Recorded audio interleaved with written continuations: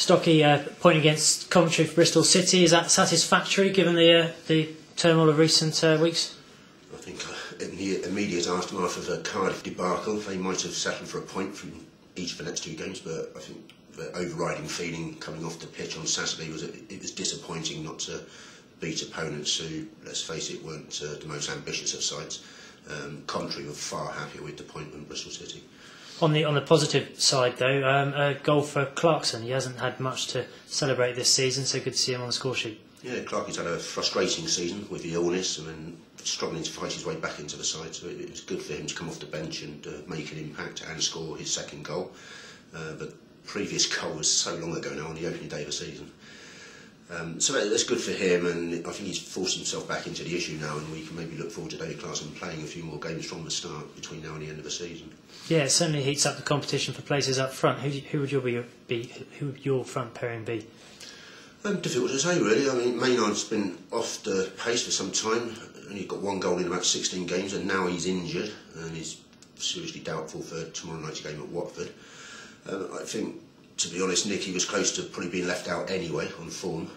I think Adjamang probably needs more games to settle in and impress. I think you're probably looking at playing him up front with either Haynes or Clarkson.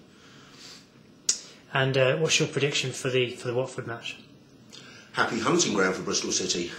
Probably a game that's come at the right time for them. You don't want to be going anywhere where you've got bad memories such as Ipswich. Watford, they have won the last two times they visited Vicarage Road. Won handsomely last season, 4-2 on Boxing Day, and that did spark a run of form which took them up the table and into the playoff positions. So they'll be hoping that lightning strikes twice and something similar can happen. And more goals? We haven't seen many goals from the Bristol City strikers. Goals are becoming an issue. The team's more solid now after the Cardiff game in defence and midfield. When they haven't got the ball, but it's when they have got the ball and they get to the final third, that's when the problems are occurring, and they really didn't break Coventry down until late on in the game on Saturday.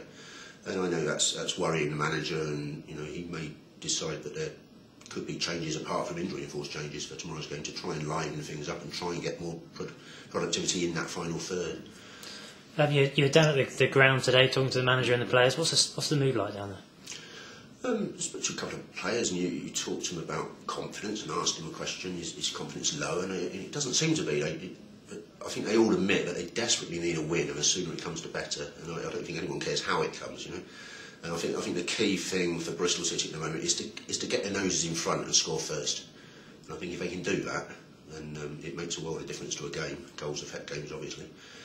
And I think we could see the confidence flood back and a more enterprising football coming through, but they need it soon, because otherwise you're going to be nearer the relegation zone than the playoff zone if the current run continues for much longer. Okay, well, thanks very much. Enjoy the Watford game. Cheers, thank you.